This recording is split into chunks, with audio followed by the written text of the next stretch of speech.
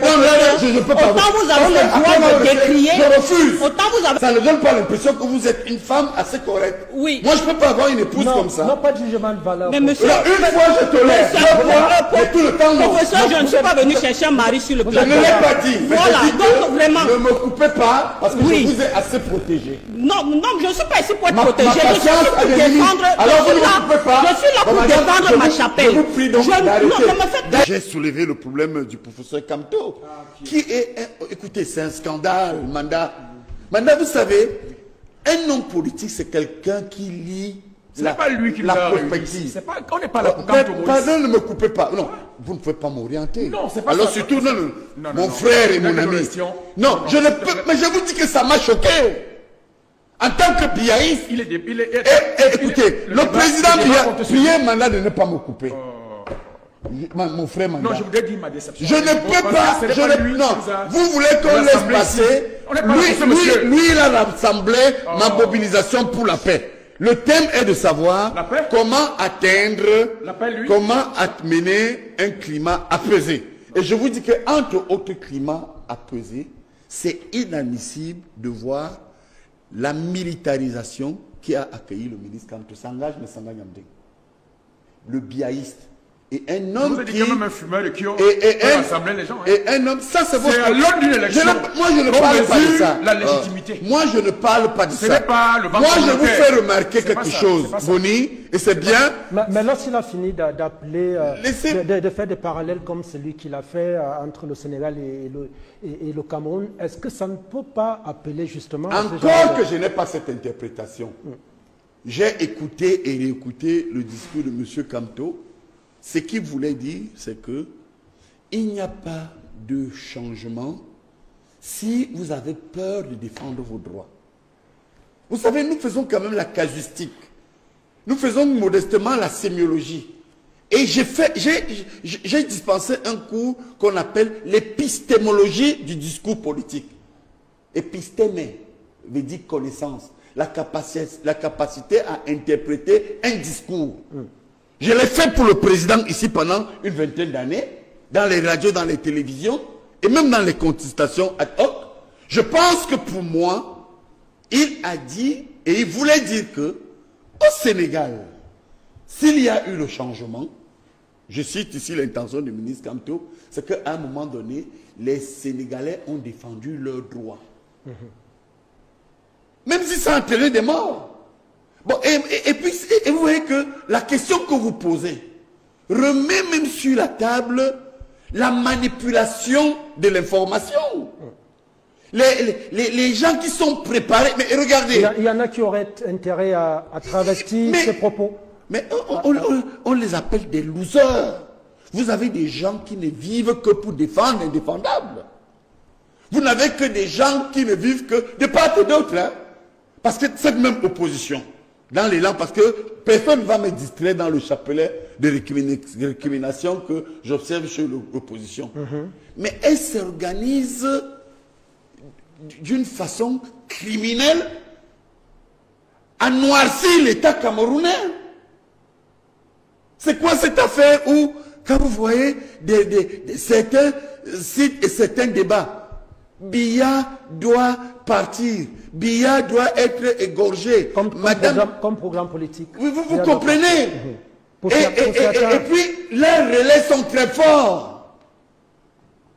Voilà, j'ai encore suivi un opposant au régime qui disait que est-ce une fierté lorsque quelqu'un va dans un plateau de télévision dire que j'ai le mérite de n'avoir jamais flirté avec Paul Biya pendant 43 ans. Et bon, nous qui avons flirté avec le régime de Paul Biya, qu'est-ce qu'ils ont fait de plus révolutionnaire que nous, Kateba Yene et moi?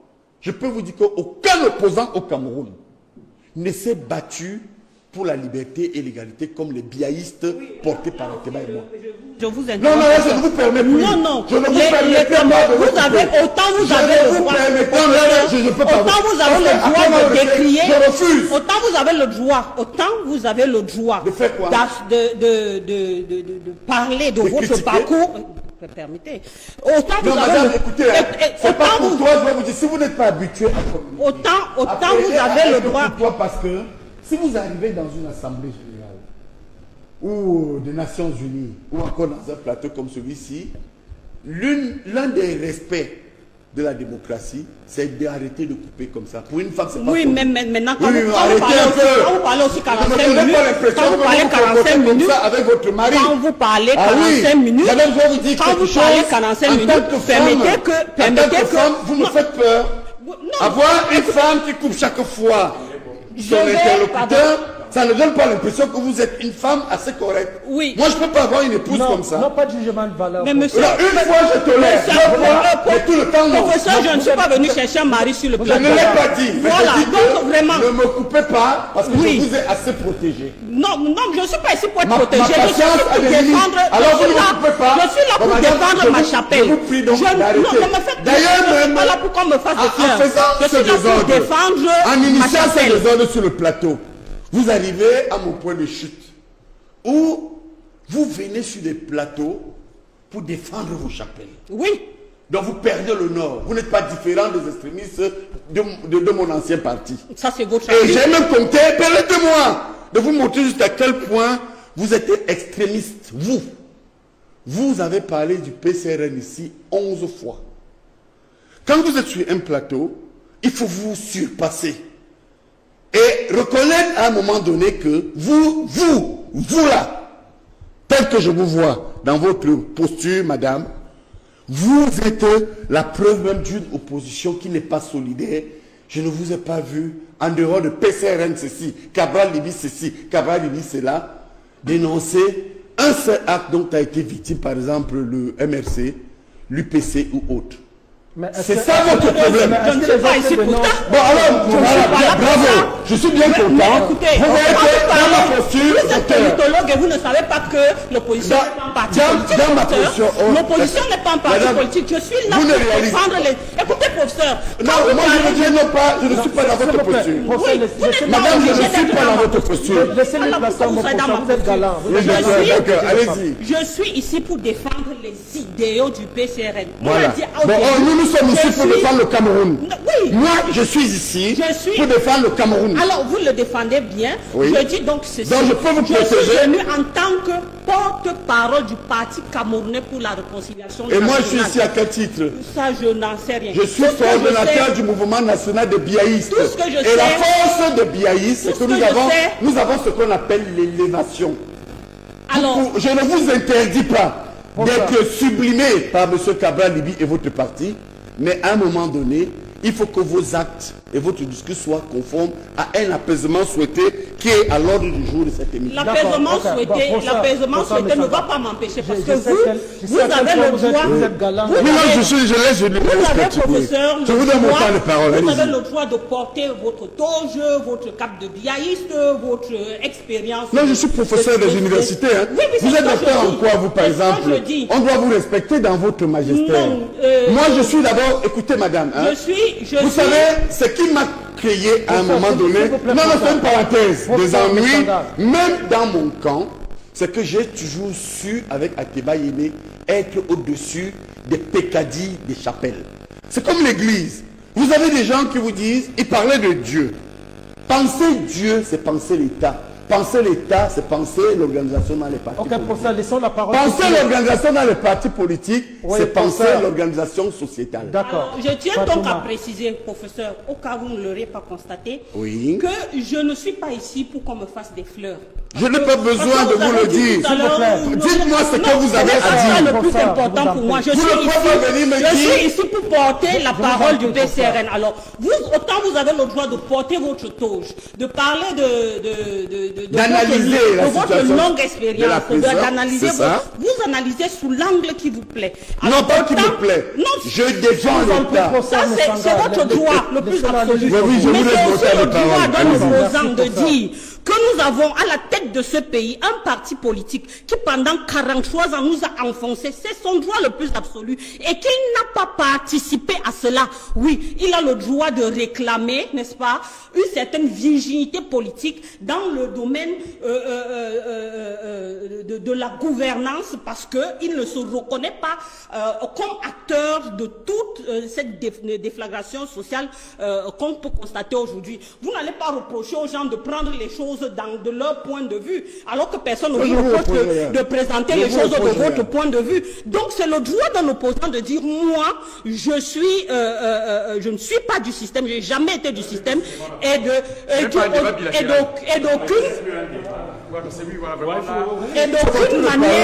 d'aucune manière je n'ai participé à cette déflagration. Tout comme on ne peut pas reprocher à un opposant de dire que en 2025, avec tout ce qu'on a comme potentiel hydrique et autres, qu'on ait encore des problèmes d'eau et d'électricité. On ne peut pas reprocher à un opposant de dire que ce n'est pas normal qu'on ne puisse pas créer des richesses et que les jeunes soient au chômage. Parce que quand vous dites que les opposants disent que rien n'a été fait, mais on doit dénoncer ce qui n'a pas été fait. Est-ce que vous pensez que nous sommes dans l'opposition? Pourquoi? Si nous sommes donc d'accord avec le RDPC, qu'est-ce que je fais au PCRN selon vous? Bah alors, mais, sans exagération quand même. Mais depuis que je suis sur le plateau, sur quel point j'ai exagéré? Non, pas vous. Bah voilà. Il parle de l'opposition de manière générale. Dieu donnait son bas. Dieu donnait son bas. Il faut comprendre que l'un des principes qui encadre la régulation sociale au sein d'un État, ce sont les lois. Et si je garde cette touche académique qui n'est pas... Vous savez, j'ai vu même des personnes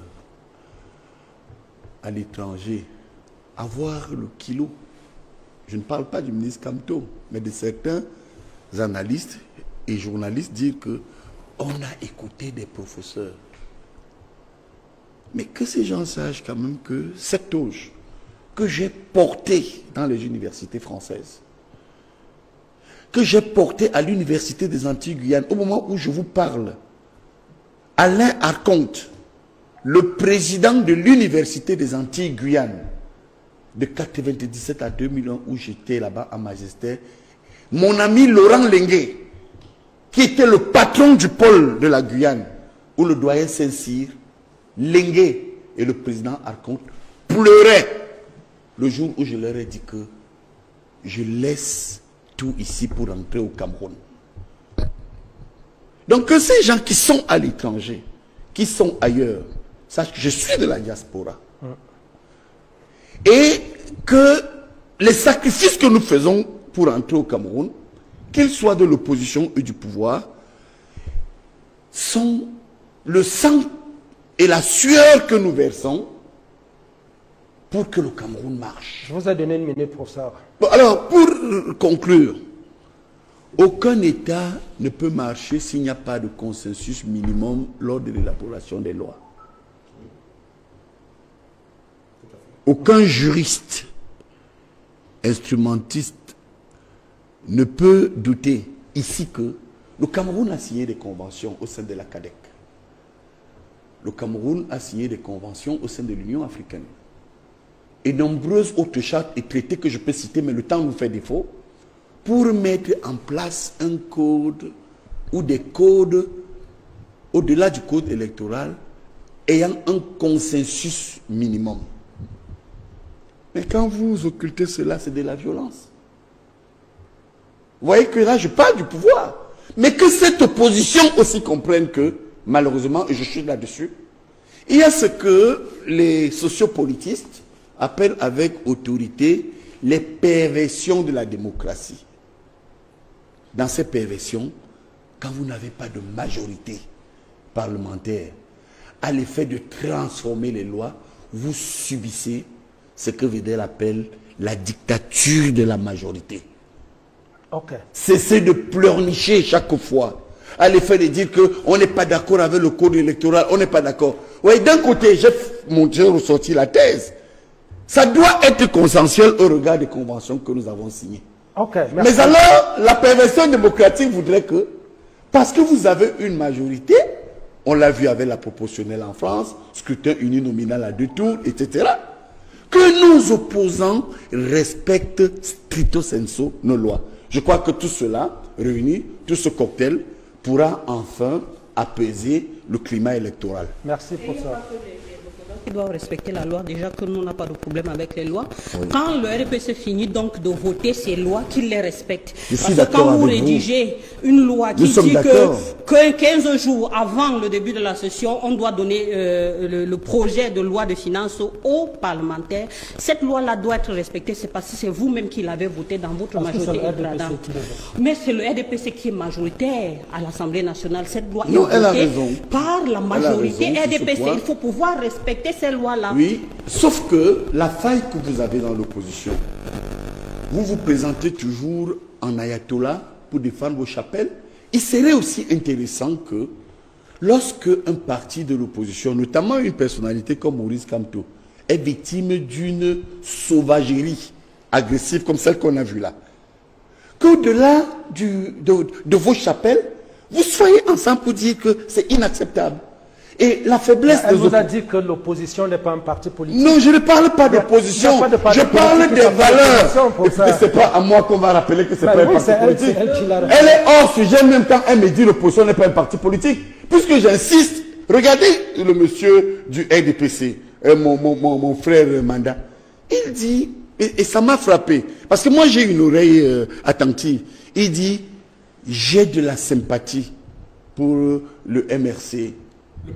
Le PCRN, c'est ça? Donc alors, commander à partir de là, des partis politiques. Non. Mais chacun a le droit de Madame, donner son avis. Elle m'a déjà coupé, alors que je n'ai qu'une seconde pour chuter. Madame, je n'ai qu'une seconde. Et c'est la fête de père, on vous a rappelé. Madame, c'est la fête de père. Ne faites pas ça à un père. Je suis un père. Madame, je suis un père. J'ai 13 enfants. Comment vous faites ça à un père le jour d'une fête comme celle-ci? Je suis obligé de vous couper. J'ai 13 enfants. Alors pour vous dire quelque chose, le seul mot est que il faudrait, au-delà de nos chapelles, comme à l'église politique, que les opposants aussi entre eux soient solidaires. D'accord. Voilà. Un peu comme le PCRN a été empêché de faire sa tournée dans plusieurs zones. Nous sommes d'accord. C'est parce qu'on a vu d'autres leaders de l'opposition prendre position en faveur du PCRN. D'accord. En tout cas, une petite pause. Nous allons parler juste derrière. Et nous n'en plaignons pas. Nous allons parler derrière de... Et puis vous ne nous avez pas souhaité bonne Nous allons parler du réseau social. Je vous en prie pour ça. Du réseau routier. Nous avons beaucoup d'enfants, nous.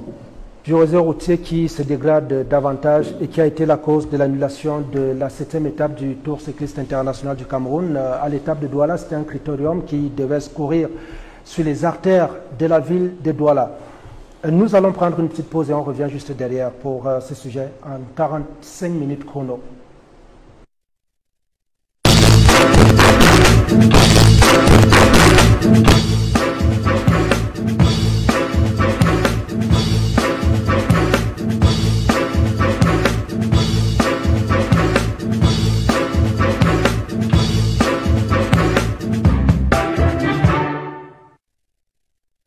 On y va.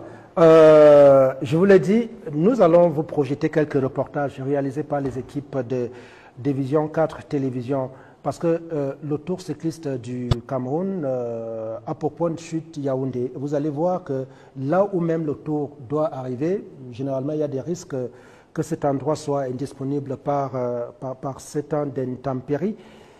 Mais essayons de voir d'abord avec vous. Je commence toujours par vous. Fatouma Noura, l'étape de Douala du Tour cycliste du Cameroun n'a pas pu se dérouler. Le maire de la ville de Douala impute la responsabilité à la Fédération camerounaise de cyclisme qui, à son tour, dit au maire de ville, il y a eu des réunions de préparation de cet événement. Le gouverneur a réuni les états-majors et des validations nécessaires ont été faites. Mais ce n'est que l'état de la route, l'état de la chaussée à Douala qui a empêché que le Tour du Cameroun, avec beaucoup d'étrangers, autant africains qu'européens, y étaient et qui ont donc finalement été informés de ce qu'à cause du mauvais état de de la voirie de Douala. On n'a pas pu tenir cette étape à Douala. Qu'est-ce que ça vous inspire comme commentaire? Et justement, notre titre, c'est l'image du Cameroun qui est ternie, non pas par les discours politiques, non pas par des journalistes qui enverraient des images, mais par des étrangers qui étaient là et qui ont vu qu'à cause de ce que nous présentons comme visage, comme cliché, on n'a pas pu tenir une étape importante du Tour cycliste qui est un tour enregistré à l'Union cycliste internationale. Alors, vous savez, quand je vais encore parler, on va dire que l'opposition condamne tout.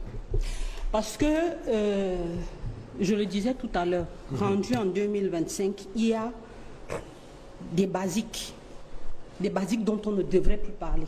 Lesquelles? L'eau, l'électricité, les routes. Il n'y a aucun développement que vous pouvez faire tant qu'on tâtonne encore sur ces trois basiques. Aucun. Aucun développement ne peut se faire tant qu'on parle encore du problème d'eau, d'électricité et de route. Le réseau routier du Cameroun est de 120 000 km. Oui, vous savez, c'est la chapelle qui m'a donné l'opportunité de porter aux yeux du monde la douleur, la souffrance des Camerounais. C'est le PCRN qui me permet aujourd'hui de m'exprimer sur ce que les autres n'arrivent pas à dire. Donc comprenez mon attachement à ce parti politique. C'est normal. Alors, vous portez en plus le nom de la sœur du prophète. Alors, de la fille. De la fille du prophète, oui, Fati. Oui. Le réseau routier du Cameroun, c'est 120 000 km. Et on n'a que 7 500 km bitumés. 11 000 déjà. Oui, à peu près. 11 000 déjà. C'est approximatif, vous avez raison. Oui, allons-y. Non, allons-y, parce que... Non, je ne suis pas en train de discuter vos chiffres. Non, je ne suis pas en train de discuter vos chiffres. Je suis en train de refaire mon calcul. Parce que quand j'ai fait le calcul, c'était sur la base de 7 500. Vous comprenez? Non, parce que ça ne change pas. Ne change pas beaucoup. Oui. C'est l'idée. De toute façon, c'est même, alors, moi je dis même 7 500, vous avez raison. Parce qu'en fait, les 11 000, là, c'est des petites prolongations. Non, je lui donne raison parce qu'en fait, il y a des prolongements qui ont amené à 11 000, mais c'est 7 500 dans les contenus. Ça, c'est les données de la Banque mondiale. Ok. Ça, je le confirme à votre autorité. Ok, merci. Donc, on est à peu près à 10% de routes bitumées couvertes. Ouais. Vous comprenez que c'est un vrai problème. On n'a pas besoin d'aller. Les chiffres parlent pour nous. On n'est pas dans l'exagération. Les chiffres parlent pour nous. Quand vous avez donc 10% de routes qui sont bitumées, l'impact est énorme. Ça veut dire que l'agriculture, c'est un problème. Les transports vont coûter cher. Ça veut dire que le plat de la ménagère est affecté. Ça a tellement d'implications. Ça a tellement d'implications. Et quand on sait que, je dis pas n'importe quoi, je prends l'exemple du Singapour, qui est un pays qui n'a pas les ressources du Cameroun. Waouh! Qui est un pays qui n'a pas les ressources du Cameroun, qui s'est développé sur sa ressource humaine, sur les technologies, essentiellement sur le tourisme. Et vous vous rendez compte qu'ils n'ont pas les richesses que nous avons. Ils n'ont pas notre sol, ils n'ont pas notre sous-sol. Ils ne sont même pas à côté de nous. Mais aujourd'hui, vous ne pouvez pas comparer le Singapour au Cameroun en termes de développement. Donc, vous comprenez qu'on est loin en arrière. Parce que quand on dit qu'on ne peut pas dire que rien n'est fait, on parle quand même de 43 ans de gouvernance. Et au bout de 43 ans de gouvernance, l'évolution, le développement doit pouvoir être palpable. Et quand il n'est pas palpable, ça se ressent dans la vie des Camerounais. Donc, si aujourd'hui on en arrive à... Je veux dire, imaginez, Vision 4 est une télé qui est vue au plan national et à l'international. Et qu'on mette un sujet comme celui-ci sur la table pour discuter les routes de Douala, la capitale économique du Cameroun. Un tour cycliste est annulé dans la ville de Douala, qui est la capitale économique du Cameroun. C'est très grave. Et là, même au-delà des images projetées par Vision 4. Il y a déjà des étrangers qui sont sur place, qui sont sur place, qui devaient courir, avec des invitations qui ont été déployées. Vous comprenez la gravité de la situation. Là, je ne sais pas, j'ai trouvé la sortie du maire de la ville tellement indélicate. On aurait pu se passer de rajouter une couche sur ce qui était déjà suffisamment grave. Parce que face à tout ça, qu'est-ce qu'on peut dire de plus? On est dans le superlatif du négatif. On est dans le superlatif. Et le dire, ce n'est pas exagéré. Le dire, c'est décrier ce qui est. Et les populations de Douala, elles le vivent au quotidien, elles traversent les mares d'eau. Dernièrement, c'était la question des poubelles dans les villes, dans les grandes villes du Cameroun. Et c'est juste désolant. Au point où il faut que les gens se mobilisent sur les réseaux sociaux, qu'on organise des débats pour qu'on commence à enlever les poubelles. Je ne sais pas si on peut faire pire, mais je crois que c'est très grave quand même. Aristide Manda. Non, je souhaite que vous réagissiez à sa suite, parce que c'est... Alors, le tour a été ramené à 9 étapes. À 9 étapes, et le truc ici, c'est que nous avions au moins une quinzaine de nationalités. Et donc des étrangers, dont on dit souvent qu'on n'a pas besoin de projeter pour ce qui est des télés et des réseaux sociaux un certain nombre d'images et de clichés pour justement ne pas... pour éviter de ternir, de salir l'image de son pays. Mais lorsque ça se passe, alors que ces étrangers-là sont là, c'est quoi votre commentaire? Mon commentaire à titre personnel, c'est qu'aucun Camerounais normal ne peut se réjouir d'une telle situation en tant qu'elle est susceptible, comme vous l'avez si bien titré, d'entamer, peut-être pas l'aura, mais une certaine image qu'on peut se faire du respectable Cameroun. Mais, tout de même, du respectable Cameroun. Oui. Mais il serait quand même simpliste et injuste d'utiliser ces clichés pour remettre en cause fondamentalement.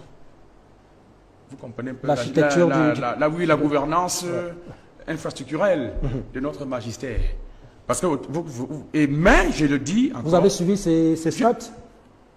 10%. J'ai les statistiques. Moi, j'ai les statistiques du ministre. Je ne sais pas quelles sont ses sources. Moi, j'ai les statistiques et je pourrais d'ailleurs, parce que si on se met à égrener contrairement à ce qui est dit, le chapelet des réalisations en matière infrastructurelle, contrairement à ce qu'on dit que rien n'est fait, vous verrez qu'on a assisté à un saut qualitatif. Mais, je ne veux pas entrer dans le jeu de la dénigration. Non, un peu vos... Parce que moi, je doutais de ce que vous avez. Je vous l'avoue, mon ami. Parce que c'est mon ami. Hein. Je vous le donne. Non, lisez. Non, moi, si vous me donnez... Non, je doute, je trouve que c'est... Lisez. Moi, je vous donne même mon temps de parole. Non. Je pense que vous n'avez rien et qu'elle a raison. Moi, je suis sincère, hein, je suis honnête. Hein. C'est pourquoi les gens n'aiment pas Tebaye. Moi, je dis, lisez. Que Parce que je pense que cette dame a raison. Que je lise lisez. Numba Bachou Akabe. Non. Que je lise Bachou. Qu'est-ce qu'il me demande de lire quoi? À Douala, on dit à Douala. Oh là là. Non, là, sois cohérent. Hein. Je suis cohérent. Non. Elle a dit, tu as dit que je n'ai rien, tu m'as taxé de bancaire. Non, je n'ai pas dit ça. J'ai dit ceci. Hein. Elle a mis l'accent sur les professeur, attendez votre parole. Je n'ai jamais coupé depuis que je suis là. Bon, d'accord, professeur, permets-moi donc. Il faut qu'il c'est mon temps de parole. Il donne l'impression que... Et sur ce thème précisément, je suis en posture d'accusé. Quand vous aurez la parole. Il faut me laisser me dire. Elle a posé le problème de la gouvernance dans la ville de Douala. Et vous avez dit, vous avez les chiffres pour ça. Attendez, mais tu as dit que je ne les ai pas. Attendez le je vais donner les chiffres de Douala. La parole dit à vous, s'il vous plaît. Oui, lisez. Les routes de Douala. J'ai commencé par dire que le RDPC sur cette matière qui la préoccupe ne peut pas être dans la dénégation, dans le déni. Adopter une telle posture serait faire insulte aux Camerounais qui, au quotidien, sont confrontés à cette difficulté. Mais j'aurais dit en amont que la politique du président... politisé déjà, madame. Que le président Biya sait mieux que nous autres et a mis ça au cœur des préoccupations de son magistère. Nous sommes d'accord. Qu'il faut par exemple, et vous voyez, c'est suite à son impulsion que, par exemple, la mobilité au niveau sous-régional est une réalité. Il y a même eu des freins chez ses homologues. C'est aussi valable pour les questions d'intégration qui passent par la route, parce qu'il faut commercer. Et c'est sous l'impulsion du président Biya, par exemple, qu'on aboutit progressivement à la construction des routes. J'ai donc dit que, compte tenu du fait que c'est une préoccupation permanente et conscient des enjeux, l'État a donc préconisé une batterie de mesures. Sauf que, quand on va parler de la question des routes, vous direz que c'est de la politique. On est buté, ça il faut être humble.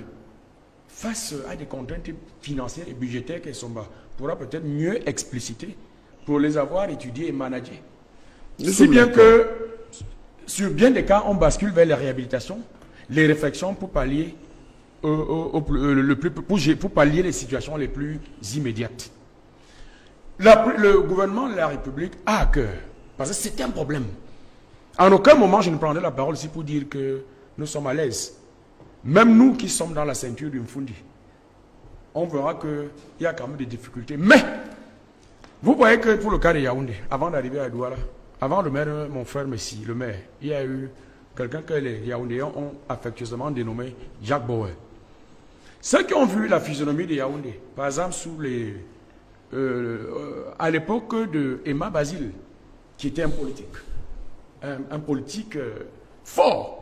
Quand Timi arrive après à Mugonoma, à la suite à Mugonoma, vous avez vu la métamorphose, l'embellissement de Yaoundé. J'ai dit quartier par quartier. Je vais vous raconter une petite anecdote. Lorsque nous étions petits, nos frères à Douala nous disaient que nous sommes villageois à Yaoundé, parce qu'effectivement, Douala c'était la cité, la belle cité. Mais, à partir de Jack Bauer, vous voyez comment est-ce que Yaoundé a été littéralement transformé. Pour dire que il n'y a pas immobilisme. Ce n'est pas un statu quo. Mais il faudrait distinguer les problématiques liées aux collectivités territoriales décentralisées, comme c'est le cas de Douala, par rapport à la politique globale des routes. Parce que les gens confondent tout. Ça veut dire que dès que quelqu'un a un trou devant sa maison qui est le fait de l'incivisme, il a trouvé le bouc émissaire, le milieu Nganou. Je ne veux pas que nous raisonnions comme ça. Parce que la tâche des autres, on vous parle de l'annulation d'une étape du tour. Je suis... Attention. C'est pas ni de... Non, mais attention. Donc, vous voulez qu'on fasse un réquisitoire global. C'est pas ni de poule qui est devant. Non. Attention. Bon, sur vous avez quand même vu un échange. Il faut que remplace le ministre Fameux Dongo, secrétariat à la communication. Non, c'est très sérieux. C'est mon souhait. Ce que nous sommes en train de dire, c'est que même pour une question qui est liée à l'incivisme, qui est le fait de la responsabilité individuelle, comme pour le cas par exemple des ordures. Quand on a dit que l'État est en responsabilité, il faut savoir que le citoyen lui aussi, à un moment donné, doit contribuer. À un moment donné, à se poser la question, c'est qu'il peut faire. Qu'est-ce qu'il fait? Comment est-ce que de par sa posture de citoyen, il doit comprendre qu'il peut participer à l'amélioration? Quand on a dit que le camion ne doit pas aller sur cette route pour ne pas la détériorer, il ne va pas dégrader la chaussée. Moi, je ne fais pas un procès aux citoyens, mais je vais vous dire que compte tenu des limites financières auxquelles nous faisons face actuellement, du fait justement de la guerre, vous comprendrez pourquoi j'ai insisté en première partie du débat sur le fait qu'il est bon que nous vivions en paix, parce que les ressources, par exemple, qu'on devait toujours déployer pour construire ces routes, parce que c'est un programme préétabli, parfois peuvent être amenés à faire l'objet de réaménagements, de recycler ces ressources pour les réinjecter ailleurs. Et ça, c'est dommage. Vous voyez comment je suis cohérent. Parce que quand j'insistais par exemple sur la paix, vous dites qu'on n'a pas assez dispersé, que nous devons travailler pour élaborer des stratégies de développement ensemble. Les gens ne comprenaient pas, ne percevaient pas très bien l'enjeu ou l'intérêt. Mais la vérité, c'est que le déficit budgétaire actuel fait qu'on soit ficelé, on soit un peu étriqué, les ressources n'étant pas extensibles à l'infini, on est obligé parfois de parer au plus pressé. Le Premier ministre au Nord, vous avez vu combien de fois, par exemple, le gouvernement se déploie. Quand vous êtes ministre des Travaux, vous n'avez pas le sommeil. Est-ce que vous comprenez? C'est difficile. Parce que vous devez mobiliser les ressources. Et à un moment donné, le ministre des Finances n'est pas ministre des Travaux publics, n'est pas ministre des Finances. Donc, je ne veux pas qu'on considère ça comme étant l'affaire d'un individu, d'un système. Est-ce qu'on peut comprendre que... Est-ce qu'on peut comprendre, Aristide Manda, que ce n'est pas les réseaux sociaux, ce n'est pas les médias, ce n'est pas, je sais pas, les partis politiques d'opposition qui aident à renvoyer à l'extérieur je n'en suis pas dithyrambique. Une image du Cameroun? Je ne suis pas appréciatif de cela. Je ne peux pas être laudateur d'une telle situation en tant que Camerounais parce qu'elle entame ma fierté. Je l'ai dit. Mais j'ai dit que je ne voudrais pas qu'on en fasse un réquisitoire sévère, global, et que sous ce prisme, entre guillemets, isolé, qu'on considère que rien n'est fait dans l'absolu. Comme hélas, beaucoup ont tendance à le proclamer. Je ne viens pas faire l'avocat du diable, mais je suis en train de vous dire que c'est pour ça que j'ai apporté les chiffres, je vais vous les refiler à la fin pour que vous compreniez qu'il y a un travail titanesque qui a été abattu et que nous ne sommes pas statiques, contrairement à ce que je vous ai parlé, le cas de Yaoundé.